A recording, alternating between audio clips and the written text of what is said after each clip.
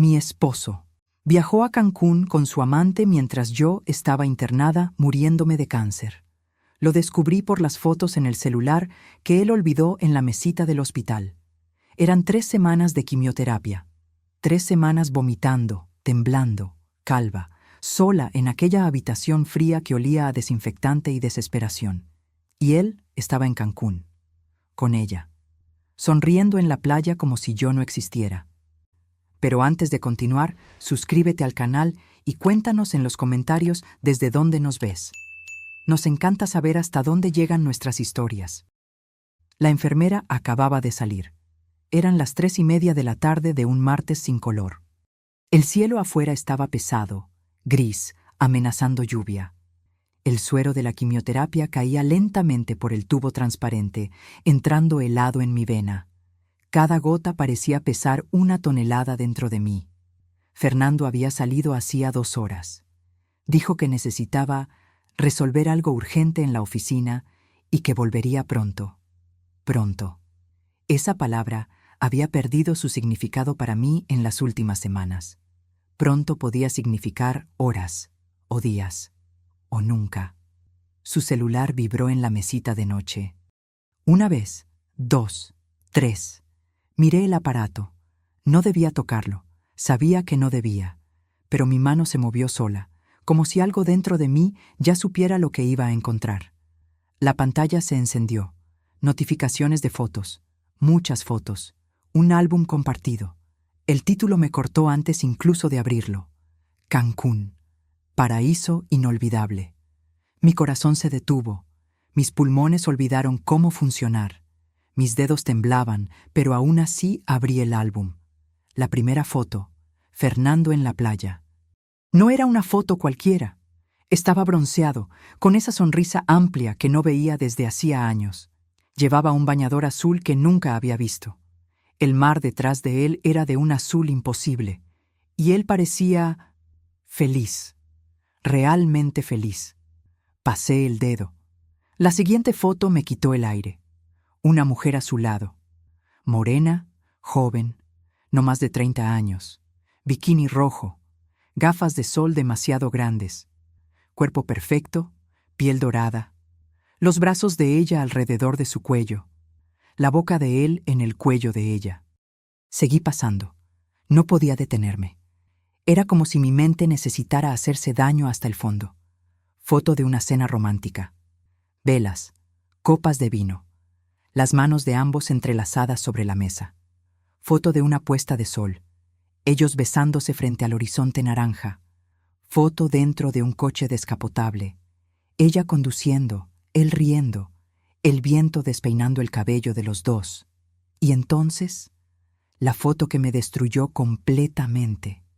Ella estaba en el balcón de una habitación de hotel, usando mi bata blanca y esponjosa, aquella que compré en nuestra luna de miel, en el mismo Cancún, hace 28 años, cuando Fernando me llamaba mi vida y decía que envejeceríamos juntos, cuando me preparaba café todas las mañanas y dejaba notas de amor en el espejo del baño. Ella sostenía una taza de café con ambas manos. El cabello mojado, aún goteando, caía en ondas sobre sus hombros. Y en el reflejo del cristal detrás de ella, vi a Fernando, abrazándola por detrás, su barbilla apoyada en su hombro, los ojos cerrados, como si estuviera en el paraíso. Miré la fecha de la foto. 3 semanas atrás. 3 semanas atrás. Exactamente cuando dijo que estaba sobrecargado de trabajo, cuando dijo que el proyecto estaba crítico y que no podía venir al hospital con tanta frecuencia, cuando pasé 5 días seguidos sin ver su rostro porque estaba viajando por trabajo a Monterrey. Mentira, todo mentira. Mientras yo estaba aquí, calva, vomitando bilis, con la piel tan delgada que las venas parecían dibujos azules en mi brazo, con el cuerpo tan débil que necesitaba ayuda para ir al baño. Él estaba allá, bronceado, feliz, libre, con ella. Seguí mirando las fotos. No sé por cuánto tiempo. 5 minutos, 10, tal vez 20. Cada foto era una puñalada, pero no podía parar. Ellos en la playa, ellos en un bar, ellos en un paseo en barco, ella sentada en su regazo, él besándole la frente. Los dos haciendo muecas divertidas para la cámara. Él la miraba como solía mirarme a mí. O tal vez nunca me miró así. Tal vez lo inventé todo en mi cabeza durante 28 años. La máquina al lado de la cama comenzó a pitar. No sé por qué. Tal vez mi corazón latía demasiado rápido o demasiado lento. No sentía nada más que dolor. Un dolor que no venía del cáncer. No venía de la quimioterapia que quemaba mis venas. No venía de las náuseas ni de la debilidad. Venía de un lugar mucho más profundo. Un lugar que ni siquiera sabía que existía dentro de mí. El celular se deslizó de mis dedos y cayó sobre la sábana blanca. Giré el rostro hacia la ventana. Las lágrimas corrían calientes por mi cara. Mojaban la almohada. Afuera comenzó a llover. Gotas gruesas golpeaban el cristal. El cielo estaba oscuro como el plomo. Los relámpagos cortaban el horizonte con violencia. Y dentro de mí, la tormenta era aún peor, porque me di cuenta de algo en ese momento. Algo que me rompió más que todas esas fotos juntas. Fernando no estaba huyendo de mí. Estaba viviendo como si yo ya hubiera muerto, como si el cáncer ya me hubiera llevado, como si fuera solo un fantasma atado a tubos y máquinas, esperando el final. Y tal vez, para él, realmente lo era. La enfermera entró en la habitación. Su nombre era Lucía. Era amable, siempre sonreía, siempre preguntaba si necesitaba algo. «Señora Beatriz, ¿está bien?» Su voz sonaba preocupada. No pude responder. Mi garganta estaba cerrada. Las palabras habían muerto dentro de mí. Ella se acercó, revisó el suero, ajustó la almohada. Vio mis lágrimas. «¿Quiere que llame a alguien?», preguntó en voz baja. «¿Llamar a quién? ¿A mi esposo que estaba en Cancún con su amante? ¿A mis hijos que vivían lejos y apenas contestaban mis llamadas?» Solo negué con la cabeza. Lucía apretó mi mano. Sus dedos estaban cálidos, los míos helados. Salió en silencio. Y yo me quedé allí, sola, escuchando la lluvia golpear la ventana, escuchando el goteo del suero, escuchando mi corazón romperse en pedazos tan pequeños que no sabía si alguna vez podría volver a unirlos. Esa noche no pude dormir. El medicamento para el dolor no funcionó. Ningún medicamento del mundo funcionaría para el tipo de dolor que estaba sintiendo. Me quedé mirando el techo blanco del hospital. Las luces del pasillo parpadeaban de vez en cuando. El hospital nunca duerme de verdad. Siempre hay pasos, voces bajas, máquinas pitando en algún lugar lejano, y me quedé recordando cómo comenzó todo. Tenía 23 años cuando conocí a Fernando. Él tenía 25.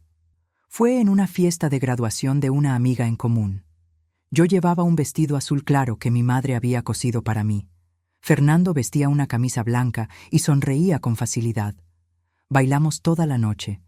Me dijo que estaba terminando la carrera de ingeniería. Tenía grandes sueños. Quería trabajar en proyectos importantes, construir puentes, viaductos, cambiar la ciudad. Sus ojos brillaban cuando hablaba.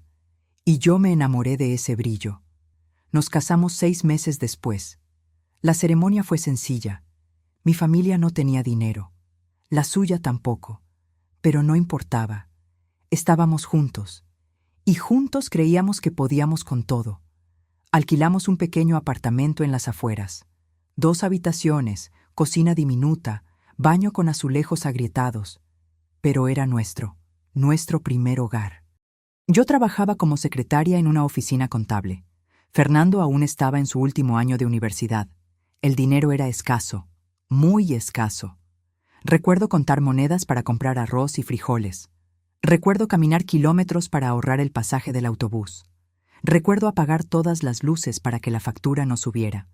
Pero éramos felices, o al menos yo creía que lo éramos. Cuando Fernando se graduó, no consiguió trabajo de inmediato. El mercado estaba difícil, la economía en crisis. Pasaron meses. Él se frustraba, se ponía nervioso, distante. Entonces me dijo que quería hacer un posgrado, una especialización que lo ayudaría a conseguir mejores empleos. Será solo un año, Beatriz. Un año y después todo mejorará, ya verás. Le dije que sí. Siempre decía que sí. Comencé a trabajar en 2 empleos. De día en la oficina contable, de noche limpiando una clínica médica. Llegaba a casa a las 11, cansada, con la espalda doliendo y los pies hinchados. Fernando estudiaba. Libros esparcidos por la mesa, café frío en la taza. Apenas levantaba los ojos cuando entraba. Estoy ocupado, Beatriz. Tengo examen mañana. Yo preparaba la cena, lavaba su ropa, la planchaba, limpiaba la casa los fines de semana y trabajaba. Un año después, quedé embarazada de Diego, nuestro primer hijo. Seguí trabajando hasta el 8º mes. Necesitábamos el dinero. Fernando había conseguido una pasantía, pero pagaba poco. No alcanzaba para vivir solo con eso. Diego nació una madrugada de enero. Fernando estaba en un viaje de estudios y no logró llegar a tiempo. Pasé el parto sola. Mi hermana, Carmela, estuvo conmigo. Me sostuvo la mano. Secó mi sudor. Cuando Fernando llegó, 2 días después, tomó a Diego en brazos y sonrió. Le daremos todo lo que no tuvimos, Beatriz. Ya verás. Y le creí. Volví a trabajar cuando Diego tenía 3 meses. Lo dejaba con una vecina durante el día. Corría a casa en el almuerzo para amamantar. Luego volvía corriendo a la oficina. Por la noche, limpiaba la clínica mientras mi cuerpo gritaba por descanso. Fernando finalmente consiguió un empleo fijo cuando Diego cumplió 1 año. Ingeniero junior en una constructora. El sueldo era bueno, no excelente, pero bueno. Ahora puedes dejar de trabajar tanto, mi amor. Yo cuidaré de nosotros. Pero no dejé de trabajar, porque el dinero nunca era suficiente. Fernando quería comprar un coche. Después, una casa. Siempre había algo en lo que debíamos invertir. 3 años después, quedé embarazada de Sofía. Esta vez Fernando estuvo presente en el parto, pero estaba distraído, mirando su celular, respondiendo mensajes del trabajo. Es urgente, Beatriz. ¿Tú entiendes, verdad? Siempre urgente. Sofía era una bebé tranquila, dormía bien, sonreía fácil. Pero yo estaba agotada. Trabajar, cuidar de 2 hijos, mantener la casa limpia, preparar comidas, ayudar a Diego con la tarea. Fernando llegaba tarde. Siempre tenía reuniones, siempre proyectos, siempre algo más importante. Dejé mi empleo en la clínica cuando Sofía cumplió 6 meses. Mi cuerpo no aguantaba más. Tenía tendinitis en el hombro de tanto fregar pisos. Pero seguí trabajando en la oficina. Los años pasaron como un borrón. Diego entró en la escuela. Sofía también. Yo los llevaba por la mañana, los recogía por la tarde, ayudaba con las tareas, preparaba los almuerzos, cosía los uniformes cuando se rompían. Fernando fue ascendiendo. Ingeniero senior, gerente de proyectos, director regional. El dinero mejoró. Compramos una casa, no grande, pero nuestra. 3 habitaciones, un pequeño jardín, una cocina donde el sol entraba por la mañana. Pensaba en volver a estudiar. Siempre quise ser maestra. Siempre amé a los niños, amé enseñar, pero nunca tenía tiempo. Cuando los niños crezcan un poco más, me decía, cuando las cosas se calmen. Pero las cosas nunca se calmaron. Diego entró en la adolescencia. Empezó a dar problemas. Malas notas, malas amistades. Pasaba horas hablando con él, tratando de entenderlo, de ayudarlo. Fernando siempre estaba viajando. Es el trabajo, Beatriz, ya sabes cómo es. Sofía era más fácil, estudiosa, obediente, dulce, pero aún así necesitaba de mí. Y yo estaba. Siempre estaba. Pero Fernando nunca estaba. Cuando Diego cumplió 18 años, se fue de casa para estudiar en otra ciudad. Sofía se fue 2 años después. De repente, la casa quedó vacía, y Fernando y yo nos quedamos solos. Esperaba que eso nos acercara, que finalmente tendríamos tiempo el uno para el otro, que podríamos viajar, conversar, reír como antes, pero no. Fernando trabajaba aún más, viajaba aún más, Llegaba cada vez más tarde, y cuando estaba en casa, estaba distante, siempre en el celular, siempre con la mente en otro lugar. «Fernando, ¿vamos a cenar afuera hoy?», le preguntaba. «Estoy cansado, Beatriz. Otro día que nunca llegaba». Comencé a sentir que éramos extraños viviendo en la misma casa. Dormíamos en la misma cama, pero era como si hubiera un océano entre nosotros. 3 meses antes del diagnóstico, intenté hablar con él. «Fernando, siento que estamos distantes. ¿Podemos conversar?». Ni levantó los ojos del ordenador. «Ahora no, Beatriz. Tengo un informe que terminar». Me quedé parada en la puerta del despacho, mirándolo. Al hombre que amé casi 30 años. El hombre por quien trabajé, me sacrifiqué, renuncié a todo. Y comprendí que ya no me veía. Me había vuelto invisible.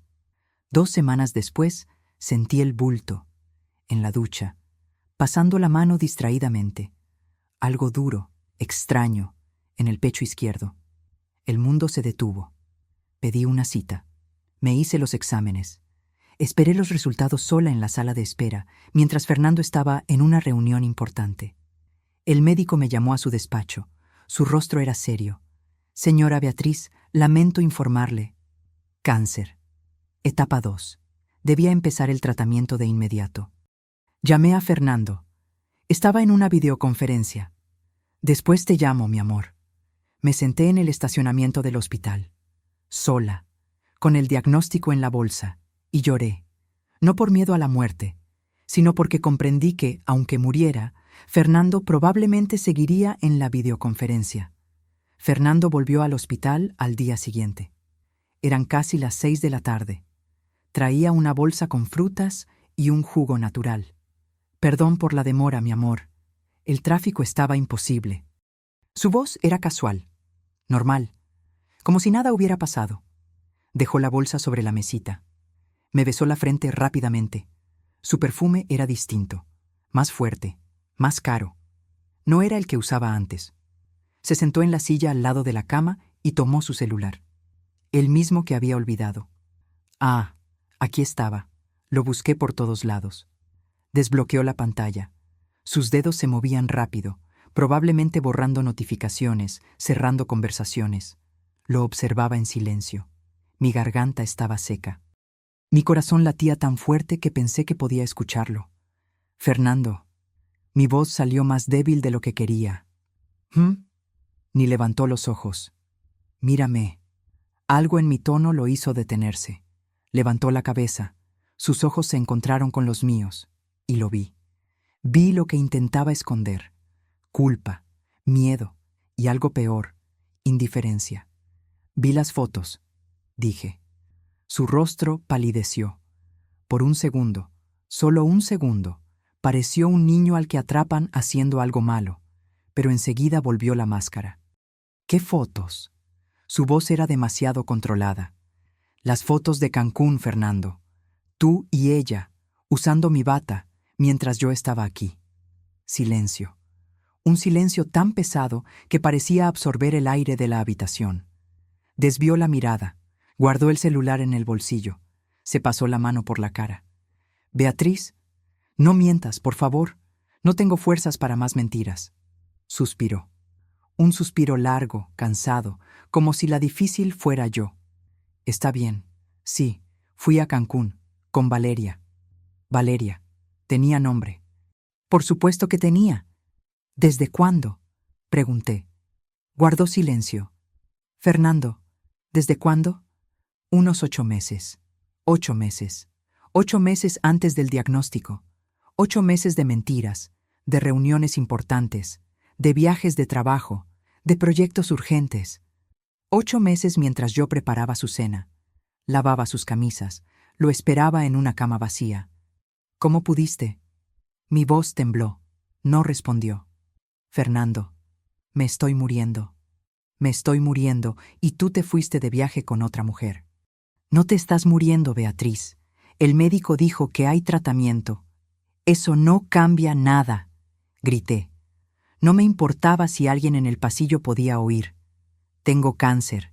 Estoy haciendo quimioterapia. Vomito todos los días, perdí mi cabello, perdí mi dignidad. ¿Y tú estabas en una playa con ella? Cerró los ojos, como si mis palabras lo hirieran, como si él fuera la víctima. Beatriz, ¿no entiendes? Entonces explícame cómo fuiste capaz. Se levantó. Empezó a caminar de un lado a otro, nervioso, agitado, y entonces se detuvo. Se giró hacia mí y dijo las palabras que me destruyeron por completo. Ya no eres la mujer con la que me casé. Mi corazón se detuvo. Mírate, Beatriz. Su voz era fría ahora, distante. Mírate. Me miré. Mis brazos delgados, la piel grisácea, el pañuelo que cubría mi cabeza calva, las manchas moradas donde las agujas entraban día tras día. Ya no puedo más, Beatriz. Lo intenté, te juro que lo intenté. Pero cuando te miro, solo veo enfermedad. Solo veo muerte. Cada palabra era una puñalada.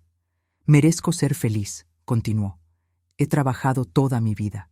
Construí una carrera. Lo di todo por esta familia. Y ahora, cuando por fin puedo disfrutar, tú te enfermas. ¿Yo me enfermé?, repetí, incrédula. No elegí tener cáncer, Fernando. Lo sé.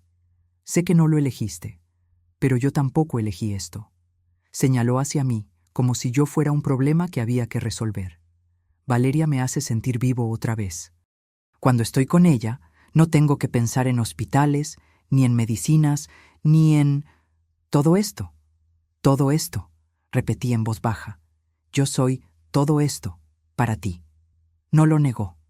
¿Y los 28 años, Fernando? ¿Los 28 años que trabajé para que tú estudiaras? ¿Que crié a nuestros hijos prácticamente sola? ¿Que renuncié a mis sueños para que tú realizaras los tuyos? Y te lo agradezco, Beatriz. ¿De verdad? Pero eso no significa que tenga que quedarme atrapado. ¿Atrapado? Mi voz salió ronca, rota. ¿Te sientes atrapado? Sí, explotó. Sí, me siento atrapado. Atrapado en este matrimonio que no funciona hace años. Atrapado en la obligación de ser el marido perfecto cuando lo único que quiero es vivir. Lágrimas corrían por mi rostro. Pero no eran de tristeza, eran de rabia, de una rabia tan profunda que no sabía que existía dentro de mí. Tienes razón, Fernando, dije, mi voz más firme ahora. Mereces ser feliz. Vete, sé feliz con Valeria. Me miró, sorprendido. Pero no vuelvas aquí. Nunca más. Beatriz, lárgate.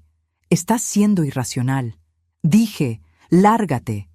La enfermera Lucía abrió la puerta rápidamente. ¿Todo bien, señora Beatriz? Él se va, dije, sin apartar la vista de Fernando. Fernando me miró. Luego miró a Lucía. Luego volvió a mirarme. Por un momento pensé que iba a disculparse, que se arrodillaría y pediría perdón. Pero no. Solo tomó su chaqueta que estaba colgada en la silla. «Te vas a arrepentir de esto, Beatriz», dijo en voz baja. «El único arrepentimiento que tengo», respondí, «es no haber visto quién eras realmente hace 28 años». Salió. La puerta se cerró detrás de él, y yo me derrumbé. Lucía corrió hacia mí, me tomó la mano. «Tranquila, señora. Respire, respire». Pero no podía respirar. Mi pecho estaba apretado. Mi cabeza giraba. Las paredes parecían cerrarse a mi alrededor. «Me abandonó», susurré. «Me estoy muriendo, y él me abandonó». Lucía apretó mi mano con más fuerza. «No se está muriendo, señora Beatriz. Está luchando. Y va a ganar esta lucha». Pero en ese momento no le creí, porque el cáncer podía no matarme. Pero la traición de Fernando ya había matado una parte de mí. Esa noche, él no volvió. Ni al día siguiente, ni la semana siguiente. Las enfermeras preguntaban por él. Yo decía que estaba viajando. Más mentiras. Siempre mentiras. Afrontaba las sesiones de quimioterapia sola. El suero entrando frío, la náusea subiendo, el mundo girando. Sola. Siempre sola. Una semana después, Fernando envió un mensaje. Corto, directo. «Necesito recoger algunas cosas en casa. Pasaré mañana mientras estás en el hospital». Ni siquiera preguntó cómo estaba. Ni siquiera si necesitaba algo. Solo avisó que iba a recoger algunas cosas. No respondí. Y cuando volví a casa, 2 días después, porque había recibido el alta temporal en 3 sesiones, la mitad de sus cosas habían desaparecido. Ropa, libros, documentos. Se había llevado incluso el portarretratos de nuestra luna de miel que estaba en la sala, pero había dejado las cuentas por pagar sobre la mesa. Me senté en el sofá vacío de la sala vacía y miré a mi alrededor. 28 años. 28 años de vida, de amor, de sacrificio. Y todo lo que quedaba era una casa a medias y un corazón completamente roto. Los días siguientes fueron los más oscuros de mi vida. Volví al hospital para continuar el tratamiento. Más quimioterapia, más náuseas, más dolor. Pero el dolor físico no era nada comparado con el vacío que sentía por dentro. Intenté llamar a Diego, mi hijo mayor. Vivía en Monterrey, trabajaba en una empresa de tecnología. Siempre ocupado, siempre apurado. El teléfono sonó 5 veces antes de ir al buzón de voz. Volví a intentar al día siguiente, lo mismo. En el tercer intento, finalmente contestó. «Mamá, estoy en una reunión. ¿Puedo llamarte después?» «Diego, solo necesito...» «Después, mamá. Te lo prometo». Colgó. Nunca volvió a llamar.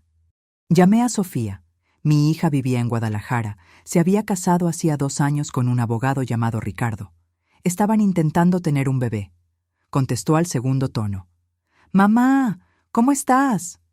Su voz era alegre, ligera. No quise arruinar eso. «Estoy bien, mija. Solo quería escuchar tu voz». «Ah, qué bueno. Mira, ahora estoy un poco apurada. Ricardo y yo vamos a cenar con sus padres. Pero te llamo mañana, ¿sí?» «Está bien. Te quiero, mamá». «Yo también te quiero». Tampoco volvió a llamar. Mis hijos no sabían de la separación. No sabían que su padre me había abandonado. No podía contarles. No podía decir en voz alta, «Tu padre me cambió por una mujer más joven mientras luchaba contra el cáncer». Como madre, una siempre quiere proteger a los hijos, incluso cuando somos nosotras las que necesitamos protección. Las semanas pasaban lentamente. Iba al hospital en Uber, sola. Me sentaba en la sala de espera entre otras mujeres que también estaban luchando. Pero ellas tenían a alguien. Maridos, hijos, hermanas, amigas. Yo solo tenía a la enfermera Lucía, que siempre preguntaba cómo estaba y me tomaba la mano cuando la náusea era demasiado fuerte. «¿Su esposo no viene hoy, señora Beatriz?», me preguntó una vez. «Está viajando». Mentí. No me creyó. Lo vi en sus ojos, pero no insistió. Una tarde, mientras el suero goteaba en mi brazo, una mujer se sentó a mi lado. Era más joven que yo, tal vez unos 40 años, también calva, también cansada, pero sonreía. «¿Primera vez?», me preguntó. «No, ya es la 12ª sesión». «Ah, entonces somos veteranas», rió. «Soy Marcela». «Beatriz». Conversamos sobre el tratamiento, sobre los efectos secundarios, sobre lo extraño que era mirarse al espejo y no reconocer la propia imagen. Y luego preguntó, «¿Tu familia te apoya?». Mi garganta se apretó. «Mi esposo se fue». No pareció sorprendida. «El mío también». 3 meses después del diagnóstico. La miré y vi mi propio dolor reflejado en sus ojos. «No aguantan», continuó. «Creen que las enfermas somos nosotras, pero en realidad los enfermos son ellos, de cobardía». En ese momento, algo dentro de mí se movió. Una pequeña rabia, una pequeña fuerza. «¿Cómo puedes sonreír?», le pregunté. «Porque entendí algo, Beatriz. Si voy a morir, y espero que no moriré triste por un hombre que no me merece. Moriré sabiendo que luché, que fui fuerte, que fui más de lo que él jamás será». Sus palabras se quedaron conmigo. Pero aún así, la soledad era pesada. Por la noche, en casa, me sentaba en la sala vacía y miraba las paredes. Las fotos familiares aún colgaban. Diego de niño, Sofía en su graduación, Fernando y yo el día de nuestra boda. Quité la foto del matrimonio de la pared. La miré. Tan jóvenes, tan felices. tan inocentes. Guardé la foto en un cajón. No podía tirarla. Aún no. Intenté cocinar. Preparé sopa de verduras, pero no tenía hambre. El olor de la comida me daba náusea. Intenté ver televisión, pero no podía concentrarme. Intenté leer, pero las letras bailaban en la página. Lo único que podía hacer era pensar. Pensar en cómo mi vida se había dado vuelta. Pensar en cómo dediqué 28 años a un hombre que me desechó en el momento que más lo necesitaba. Pensar en cómo renuncié a todo, mis sueños, mi carrera, mi juventud, para construir la vida de Fernando. Y al final, ¿qué tenía? Una casa vacía, un cuerpo enfermo y un corazón destrozado. Hubo días en los que no quería levantarme de la cama. Días en los que miraba las medicinas sobre la mesita y pensaba, ¿para qué? ¿Para qué seguir luchando? El cáncer me mataría de todos modos. Fernando ya me había matado por dentro. Mis hijos estaban ocupados con sus vidas. ¿Quién me extrañaría? Pero cada vez que ese pensamiento venía, la voz de Marcela resonaba en mi cabeza. No moriré triste por un hombre que no me merece. Y respiraba hondo. Me levantaba, me bañaba, me vestía y volvía a otra sesión. Un día, en el hospital, encontré a Marcela de nuevo, pero estaba distinta, más delgada, más pálida, los ojos hundidos. ¿Marcela? Sonrió, pero era una sonrisa cansada. Hola, amiga. Me senté a su lado, le tomé la mano. ¿Cómo estás? El cáncer volvió, dijo simplemente. Metástasis. Los médicos dijeron que no hay mucho que hacer. Mi corazón se encogió. Marcela. Está bien, Beatriz, de verdad. Me apretó la mano. Tuve más tiempo del que esperaba. Y usé ese tiempo bien. Viajé, reí, amé, viví. Las lágrimas corrían por mi rostro. No llores por mí, dijo. Llora por quien no tuvo el valor de vivir. Murió 2 semanas después. Fui a su velorio. Sola. Había tanta gente, amigas, familia, incluso excompañeros de trabajo. Y comprendí. Marcela había construido una vida, incluso después del cáncer, incluso después del abandono. Ella había vivido. ¿Y yo? Yo solo estaba sobreviviendo. Volví a casa esa noche y me miré en el espejo. Mi rostro estaba delgado, mis ojos cansados, mi piel sin vida. Pero aún estaba aquí, aún respirando, aún de pie. Me senté en el suelo de la sala y lloré. Lloré por Marcela, lloré por mí, lloré por todos los años perdidos. Pero en medio de las lágrimas, algo cambió, porque comprendí que tenía una elección. Podía dejarme morir, no físicamente, sino emocionalmente. O podía luchar, no solo contra el cáncer, sino contra la tristeza, contra el abandono, contra la idea de que no valía nada sin Fernando. Y por primera vez en meses elegí luchar. No sabía cómo, no sabía por dónde empezar, pero sabía que no me rendiría. Marcela no se habría rendido, y yo tampoco lo haría. Al día siguiente, desperté con un mensaje en el celular. Era de un número desconocido. Lo abrí. Buenos días, señora Beatriz Morales. Mi nombre es Dr. Javier Ruiz, abogado de la señora Concepción Herrera. Necesito hablar con usted urgentemente sobre un asunto de herencia. Por favor, comuníquese lo antes posible. Concepción Herrera, tía Conchita, la hermana mayor de mi madre. No hablaba con ella desde hacía años, desde el funeral de mi madre, más de una década atrás. ¿Herencia? Mi corazón comenzó a acelerarse. Llamé al número, y todo empezó a cambiar. La oficina del doctor Javier Ruiz estaba en el centro de la ciudad, en un edificio antiguo pero bien cuidado. Tomé un Uber hasta allí. Aún estaba débil de las últimas sesiones de quimioterapia, pero algo dentro de mí necesitaba saber de qué se trataba. La secretaria me recibió con una sonrisa amable y me condujo hasta su despacho. El doctor Ruiz era un hombre de unos 60 años, cabello gris, gafas colgando del cuello. Se levantó cuando entré y me estrechó la mano. Señora Beatriz, por favor, siéntese. Gracias por venir. Me senté en la silla de cuero frente a su escritorio. Mis manos temblaban un poco. Usted mencionó a mi tía Concepción. Sí, abrió una carpeta sobre la mesa. Lamento informarle que la señora Concepción Herrera falleció hace 3 semanas. Ataque cardíaco. Fue rápido, sin sufrimiento. Mi corazón se apretó. Tía Conchita, la hermana mayor de mi madre. Siempre fue una mujer fuerte, independiente, algo gruñona. Nunca se casó. Nunca tuvo hijos. Vivió su vida a su manera, sin pedir permiso a nadie. Después de la muerte de mi madre, nos distanciamos.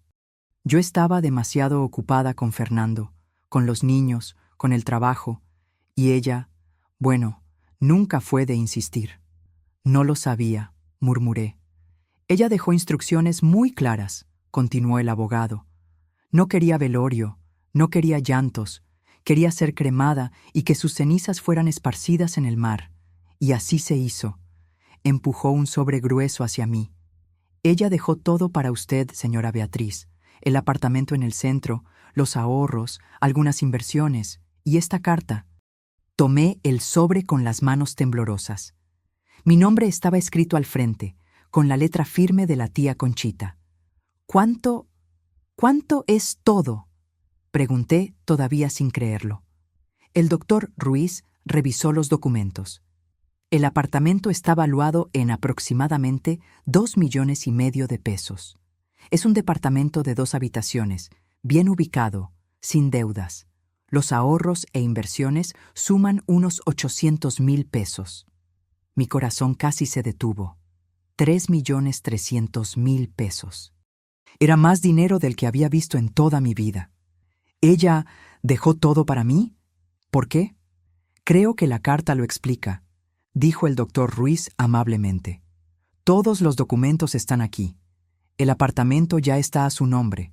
El dinero será transferido a su cuenta en cuanto firme los papeles. Firmé todo en trance. No podía procesarlo. No podía creerlo. Cuando salí de la oficina, el sobre con la carta estaba apretado contra mi pecho. Fui a un café cercano. Pedí un té. Me senté en un rincón silencioso y abrí la carta. Querida Beatriz, si estás leyendo esto es porque ya me he ido. Y está bien así. Viví 78 años. No fueron perfectos, pero fueron míos. Sé que nos distanciamos después de la muerte de tu madre. No te culpo. La vida te llevó por un camino y yo me quedé en el mío, pero siempre te observé de lejos. Vi cuando te casaste con ese muchacho, Fernando. Me pareció demasiado engreído, demasiado correcto. Pero tú parecías feliz, así que no dije nada. Vi cuando empezaste a trabajar en 2 empleos para pagar sus estudios. Vi cuando tuviste a los niños. Vi cuando renunciaste a ser maestra, tu sueño desde niña, para que él pudiera construir su carrera.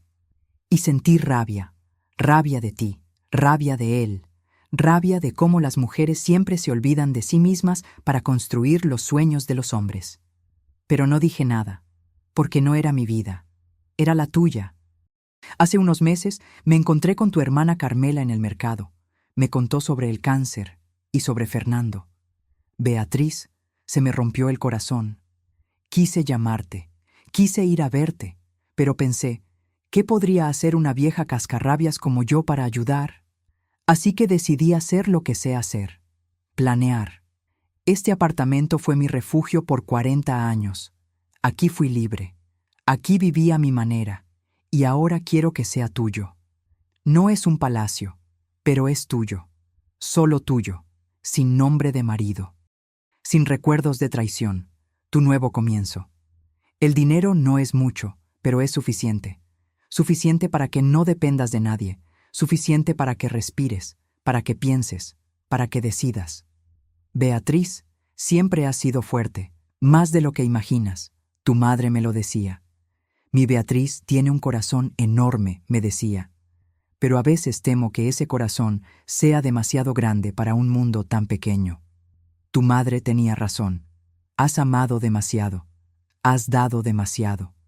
Has sacrificado demasiado.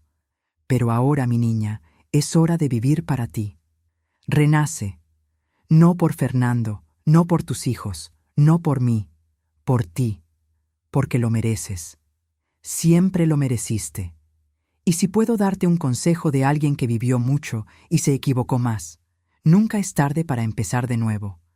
Nunca es tarde para ser quien debiste haber sido desde el principio. Sigue siendo fuerte, Beatriz. O mejor dicho, sigue siendo la mujer fuerte que siempre fuiste.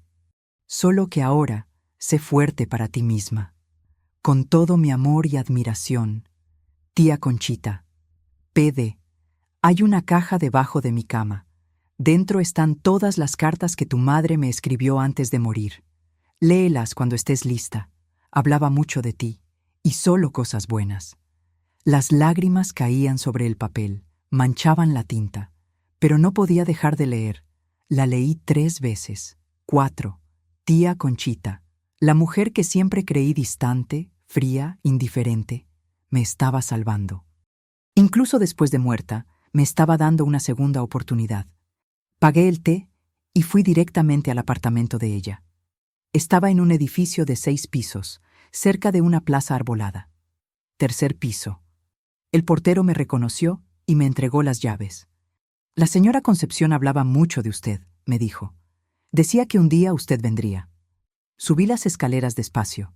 Mi cuerpo estaba cansado, pero mi alma distinta, ligera, esperanzada. Abrí la puerta. El apartamento olía a lavanda. Las ventanas dejaban entrar una luz suave. Era pequeño, pero acogedor. Sala con sofá beige, cocina con azulejos azules, 2 habitaciones, un baño limpio y silencio. Un silencio bueno, no vacío, solo, en paz. Caminé por las habitaciones. Cada rincón tenía la huella de la tía Conchita. Libros en los estantes, plantas en las ventanas, fotos en las paredes, de ella joven, viajando, sonriendo. Entré a su dormitorio. La cama estaba hecha, todo ordenado. Me arrodillé y miré debajo de la cama. Allí estaba, una caja de madera. La saqué con cuidado, la abrí. Dentro, decenas de cartas, todas con la letra de mi madre.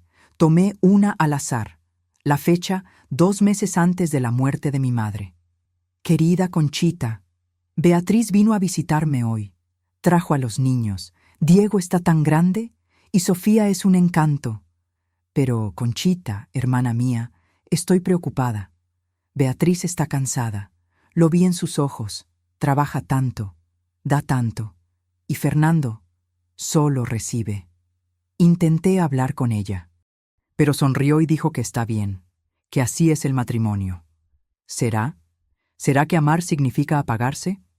No lo sé, pero temo que un día Beatriz despierte y se dé cuenta de que vivió la vida de todos, menos la suya. Cuídala por mí cuando yo ya no esté. Ella es fuerte, pero hasta los fuertes se rompen. Cerré la carta y abracé la caja contra mi pecho. Mi madre lo sabía, siempre lo supo. Y la tía Conchita, ella escuchó y me salvó. En ese momento, allí, en el apartamento que ahora era mío, tomé una decisión. No volvería a vivir la vida de los demás. Viviría la mía. Terminé las últimas sesiones de quimioterapia en las semanas siguientes. Cada vez que llegaba la náusea, cada vez que el cuerpo dolía, pensaba, estoy luchando y voy a vencer. Y vencí. 3 meses después, el médico me dio el alta. Señora Beatriz, el cáncer está en remisión. Continúe con los controles, pero está libre. Libre. Esa palabra nunca había sonado tan hermosa. Salí del hospital y fui directo al apartamento de la tía Conchita. Mi apartamento. Empecé a cambiar las cosas poco a poco. Pinté las paredes de un amarillo claro. Puse cortinas nuevas. Compré plantas. Doné la ropa que me recordaba a la mujer que fui antes. La mujer que servía, que se apagaba, que aceptaba. Y compré ropa nueva. Nada extravagante. Solo mía. Mi cabello comenzó a crecer, diferente a como era antes. Más gris, más rizado, más libre. Y amé cada hebra. Volví a estudiar. Me inscribí en un curso en línea de pedagogía, algo que siempre había querido hacer. Bloqueé el número de Fernando. Archivé todos sus mensajes. Inicié el trámite de divorcio. No lo impugnó. Ni siquiera se presentó a la audiencia. Solo firmó los papeles. Y así, Después de 28 años, nuestro matrimonio terminó. No con lágrimas, no con gritos, solo con una firma. Tan simple. Un día, encontré un grupo de apoyo para sobrevivientes de cáncer. Mujeres como yo. Mujeres que habían luchado, que habían perdido, que habían ganado, que habían renacido. Me hice amiga de algunas. Salíamos a tomar café, reíamos, llorábamos, vivíamos. Y por primera vez en décadas tenía amigas de verdad, no conocidas, no vecinas, amigas. Llamé a mis hijos y les conté todo. Sobre la traición, sobre la separación, sobre la herencia, sobre mi nueva vida. Diego guardó silencio un largo rato. Luego dijo: «Mamá, yo no sabía. Lo siento. No tienes que sentirlo, hijo. Solo tienes que venir a visitarme de vez en cuando». Rió. «Iré, lo prometo». Y cumplió. 2 semanas después, apareció en mi puerta con una maleta y una sonrisa. Sofía lloró cuando se lo conté. Lloró mucho. «Mamá, ¿cómo pudo papá? ¿Cómo?» «No lo sé, hija, pero ya está bien». «No, no está. Te hizo daño. Él». «Sofía». Le tomé la mano. «Ya pasó. Y estoy bien, de verdad». Y era cierto. Por primera vez en mucho tiempo, estaba bien. 6 meses después de la remisión, mi vida era completamente distinta. Me despertaba temprano cada mañana. Abría las ventanas del apartamento y dejaba que entrara el sol. Preparaba café, solo para mí, fuerte, con un toque de canela. Me sentaba en el balcón pequeño y miraba la plaza de abajo. Niños jugando, ancianos conversando en los bancos, la vida pasando, y yo volviendo a ser parte de ella. Terminé el curso de pedagogía. No era demasiado joven para empezar, ni demasiado vieja para aprender. Comencé a dar clases voluntarias en una ONG que ayudaba a niños de comunidades pobres, 3 veces por semana. Enseñaba lectura, matemáticas y a veces solo escuchaba sus historias. Esos niños me dieron más de lo que yo les di a ellos.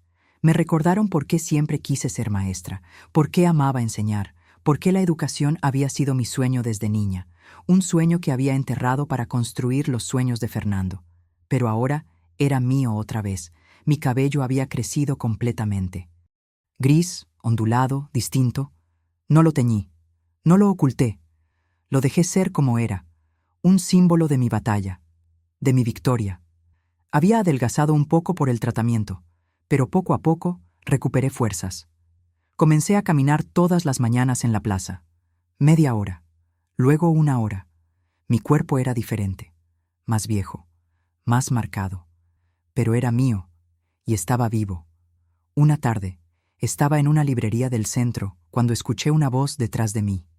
«Disculpe, se le cayó esto». Me giré. Un hombre de unos 60 años, cabello gris, gafas de lectura, sonrisa amable. Sostenía un marcador que había caído de mi bolso. «Ah, gracias». «De nada». Miró el libro en mi mano. «García Márquez, buen gusto». Conversamos. Sobre libros, sobre autores, sobre cómo la literatura puede salvar almas. Se llamaba Arturo. Viudo.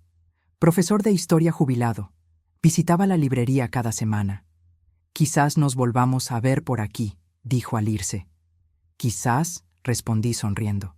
Y nos vimos, cada semana. Siempre en la misma librería, siempre hablando de libros. Con el tiempo nos hicimos amigos. Me invitó a tomar café, luego a cenar, luego a un concierto de música clásica. No era romance, no todavía. Tal vez nunca lo sería, pero era compañía, era respeto, era amabilidad. Y aprendí que eso valía más que las promesas vacías.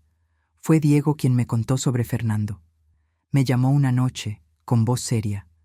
«Mamá, tengo que contarte algo. Es sobre papá». Mi estómago se apretó, pero no de miedo, solo de curiosidad. «¿Qué pasó?»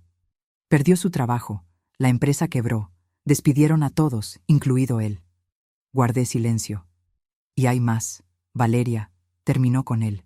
En cuanto se acabó el dinero, se fue». Debería haber sentido satisfacción. Debería haber sentido que la justicia se había hecho. Pero no sentí nada, ni rabia, ni alegría, ni tristeza, solo nada. ¿Y cómo está? Pregunté por cortesía. Mal, mamá. Vive en un apartamento pequeño, sin coche, sin nada. Me pidió dinero prestado. ¿Y se lo diste? Un poco. Es mi padre, después de todo. Entiendo. Silencio. Mamá, preguntó por ti. Mi corazón no saltó, no se aceleró. Solo siguió latiendo, tranquilo y constante. ¿Qué dijo? Preguntó si estabas bien, si podrías perdonarlo. Perdonar. Esa palabra se quedó en mi cabeza por días. Perdonar no significaba olvidar. No significaba volver. No significaba fingir que nada había pasado. Perdonar era soltar. Soltar la rabia, la tristeza, el peso. Y eso fue lo que hice. 3 semanas después, Fernando me llamó. Casi no atendí. Mi dedo quedó suspendido sobre el botón rojo de rechazar, pero algo me hizo contestar. ¿Hola? Beatriz. Su voz sonaba diferente, quebrada, cansada. Gracias por contestar. Silencio. Necesito hablar contigo. ¿Podemos vernos? Solo una vez. Por favor. Pensé en decir que no. Pensé en colgar. Pero luego pensé, necesito un cierre. Los dos lo necesitamos. Está bien, mañana, a las 3 de la tarde, en la plaza, cerca de mi apartamento. Gracias, Beatriz. Muchas gracias. Al día siguiente, llegué a la plaza unos minutos antes. Me senté en un banco bajo un árbol. El sol estaba cálido. Los niños jugaban. Vi a Fernando acercarse desde lejos. Estaba diferente, más delgado, el cabello más gris, la ropa sencilla, arrugada, los hombros caídos. Parecía haber envejecido 10 años en 6 meses. Se sentó a mi lado. No me miró a los ojos. Gracias por venir. Habla, Fernando. No tengo mucho tiempo. Y no mentía. Tenía clase en la ONG en un par de horas. Respiró hondo. Lo arruiné todo, Beatriz, todo. Perdí mi trabajo, perdí a Valeria, perdí el respeto de mis hijos. Su voz tembló. Te perdí a ti. Guardé silencio. Sé que no tengo derecho a pedirte esto, pero ¿puedes perdonarme? Lo miré. Realmente lo miré. Y vi a un hombre roto. Un hombre que había tomado malas decisiones y estaba pagando por ellas. Pero no sentí pena, ni rabia. Solo sentí paz. Fernando, te perdono. Levantó los ojos, sorprendido. Pero no por ti, continué. Por mí, porque cargar con la rabia es demasiado pesado, y ya he cargado demasiado peso en mi vida. Las lágrimas corrieron por su rostro. Beatriz, fui un idiota. Te traté mal. Te abandoné cuando más me necesitabas. Y ahora lo entiendo. Entiendo todo lo que hiciste por mí. Todo lo que sacrificaste. Sí, sacrifiqué mucho. Mi voz estaba tranquila. Pero, ¿sabes algo, Fernando? Te agradezco. Me miró confundido. Te agradezco porque me mostraste quién no quiero ser. Y quién no necesito ser más. Pasé 28 años viviendo para ti. Y cuando te fuiste pensé que moriría contigo. Pero no morí. Renací. Estás diferente, murmuró. Sí, mejor. Silencio. ¿Y crees que algún día podríamos intentarlo de nuevo? Negué con la cabeza. No, Fernando. Ese capítulo terminó, para siempre. Pero he cambiado. Tal vez hayas cambiado. Tal vez no. No importa, porque yo cambié. Y la mujer que soy ahora no te necesita. Me levanté. No te deseo mal, Fernando. De verdad. Espero que encuentres paz, que aprendas de tus errores, pero esa paz no será conmigo. Él se quedó sentado, mirando al suelo. Yo me di la vuelta y empecé a caminar. Beatriz. Me detuve. No me giré. Siempre fuiste demasiado fuerte para mí, dijo en voz baja. Nunca te merecí. No respondí, solo seguí caminando, y por primera vez en casi 30 años me sentí completamente libre. Hoy, a los 53 años, me despierto cada día agradecida. Agradecida por estar viva, agradecida por haber luchado, agradecida por haber renacido. Mi cabello es gris y suelto, mi cuerpo tiene cicatrices, Mi alma también. Pero estoy aquí. Doy clases 3 veces por semana. Viajo sola de vez en cuando. Pequeños viajes a ciudades cercanas, playas tranquilas, montañas silenciosas. Sigo viendo a Arturo todas las semanas en la librería. A veces cenamos, a veces solo hablamos. No lo necesito para ser feliz, pero es bueno tener compañía. Mis hijos me visitan más. Diego vino a pasar un fin de semana completo conmigo. Sofía me llama cada semana. Ellos ven que su madre ya no es aquella mujer cansada y apagada. Soy alguien nueva, alguien mejor, alguien a quien respetan. A veces, cuando estoy sola en el balcón mirando la plaza, pienso en todo lo que pasé. El cáncer, la traición, el abandono, la soledad, y pienso, valió la pena, porque en el fondo de la oscuridad encontré la luz. En el fondo del dolor encontré fuerza. En el fondo de la pérdida me encontré a mí misma. Fernando me destruyó, es verdad, pero de las cenizas nació un ave fénix que él nunca podrá apagar. Y si estás leyendo esto, si estás pasando por algo parecido, quiero que sepas algo. El dolor no dura para siempre, pero tu fuerza, esa es eterna. Vas a sobrevivir, y más que eso, vas a renacer. No para ser quien otros quieren que seas, sino para ser quien siempre debiste ser, fuerte, libre, tuya, completamente tuya,